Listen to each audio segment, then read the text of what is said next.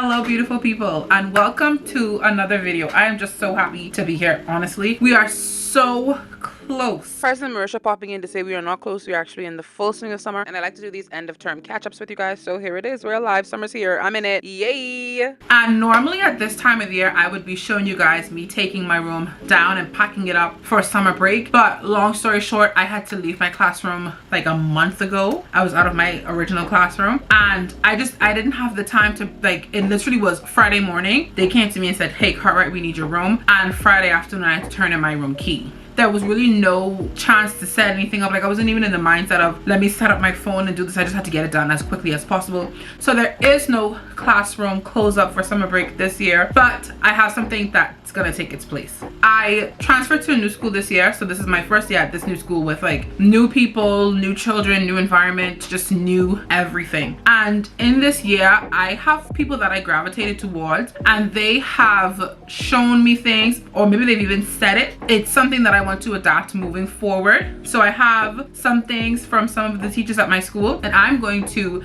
share with you guys some of the things that I've learned from my colleagues. I'm gonna start with Miss R, and I chose to name her Miss R because she's just real. Okay, Miss R is very, very real. And what I learned from her this year is, if something is not your job, if it's not a part of your scope of work, and trying to do that thing is making you feel very thin, it's taking up all of your time, it's taking up all of your extra activity, it's leaking into your home life, don't do it. So this came specifically because she was telling me she felt like her administrator wasn't doing what she needed to do, what she felt she needed to have done to help advance her class and help her students, or just like deal with behavior management or like discipline strategies. She just felt like her administrator wasn't doing all of that. And so her plan for this school year was, if the person whose scope of work it is isn't doing it, then I'm not going to take on the added stress of doing it myself. And I think that's something as teachers, we all, not that we all need to get into the mindset of, but we need to understand where we fit in the box of education, right? We know that there are certain things that we need to have in place to better our children, better our classrooms, better the learning, but sometimes those things that we need to have in place are just not our scope. It's not up to us. It's not laid out in our contract of teachers. But because we know it needs to get done, and the person whose responsibility it is to do it, they don't do it, we kind of pick up that slack. And like she said, it was transitioning into her home life, it was dribbling over into every other facet of her life, and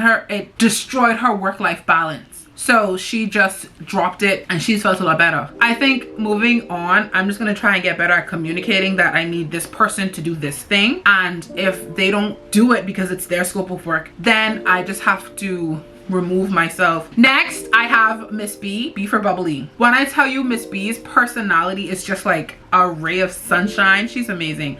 And so what I learned from Miss B this year is, you have to make your environment whatever you need it to be in order to keep you coming back. So this is something where she and I, like, we meet a lot. I'm the kind of person, I take on side quests throughout the day. As far as work goes, I will sit down and lesson plan for an hour, and then I will trace some decorations to decorate my classroom for 30 minutes. And then I will go back to it. I need the side quest, because if I just solely focus on the paperwork and all this other stuff, I'm going to lose my mind. And she's a similar way. She's like, I have to decorate my classroom for these holidays because that gives me some kind of oomph to come back. And I have to have this in my room, and I have to have this, and I have to get this, and I have to bring this in, and I have to have my students do this, and like, she's just very much like, whatever I have to implement into this classroom, into my students, into my workday, whatever it takes to keep me sane and to keep me coming back day after day to do this job, that's what I'm going to do. If all of us educators don't have something that we're coming back for every single day, it's gonna be a day where you just don't show up. Next is Miss S. And she's Miss S for standing on business. Okay, this, from the very beginning, this lady was very much so, this is what I said, this is my intention, this is why I'm doing this thing, and I'm not moving. I'm not shifting, I'm not changing my mind, I will not be moved. And if you try to move me, this will be the consequence of trying to do that. And like, at the end of her making this speech about standing on business, she was like, oh guys, I apologize if I came off a little aggressive. And I'm like, no, don't apologize at all. I feel like with education and educators, we feel like we have to have a certain amount of softness to us, or we have to be flexible, we have to bend. But when it comes to your morals, your values, your intentions, and the things that make you inside and outside of the job, I do believe you have to be very, very firm, and you have to stand strong on your beliefs, your morals, all of these intrinsic or internal systems that you have set for yourself. You have to. And so having that be one of my first like interactions, I was like, but I was also like, get it, girl. Like, I was big on, I was like, do not apologize, because these are your morals. You have to set the standards for yourself, and you have to let people know, like, hey, I didn't really come here to play around. Next, we have Miss M for mother.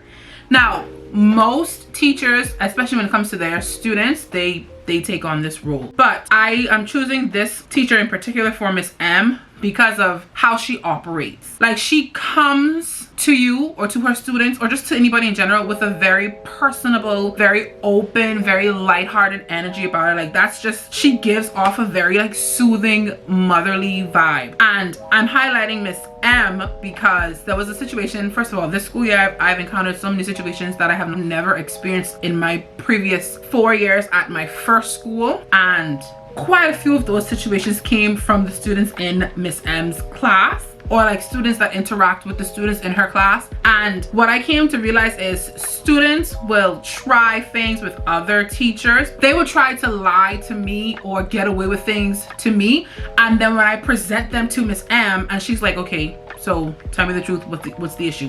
They don't even try. And I'm saying her in particular because I've seen students try with me and then try with their teacher and then try with the senior mistress and then try with the vice principal and then try with the principal. I've seen them try with everybody at every step of the way. But when it comes to Miss M, no matter how big, and I mean big, I've dealt with some big issues this year. When I would present the student and the issue to Miss M, she never raises her voice. She's always very much like, so did you do this?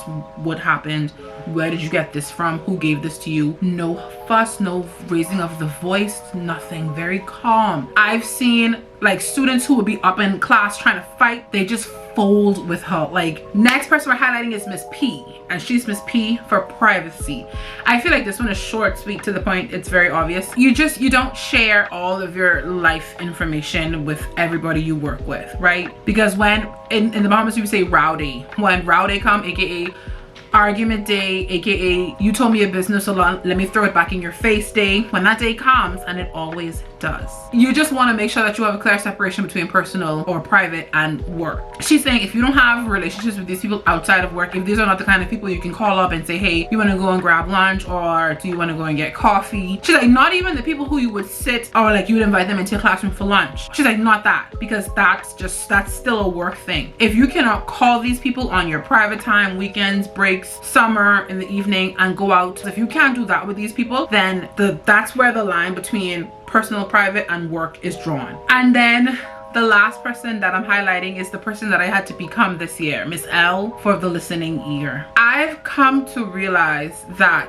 sometimes you really do just have to listen to what the children say. Once again, this school year, I dealt with a lot of things that I had never dealt with before, and I honestly had no training for, but I feel like the best role that I stepped into this year was the listening ear, the listening role. Because some students would come to me, and sometimes it would be small things. Sometimes it would be, oh, I don't have lunch, oh this, oh that, small things. And another time, like I literally had a student last week come to me, mind you, this is 6th grade, and she was so like sad and just down. Her energy was different that day, and she's like, I'm heartbroken. And I had to like compose myself to be the listening ear, because she was really going through it. And so this year I really had to take on the role of the listener and the silent supporter, but also the loud supporter. I had to lock in. Being the listening ear, it weighed heavy on me. Some days it weighed very, very heavy on me. It was very difficult to try and assist students in the best way that I could, or even direct them towards someone who could better help them. I think that was the role I played this year.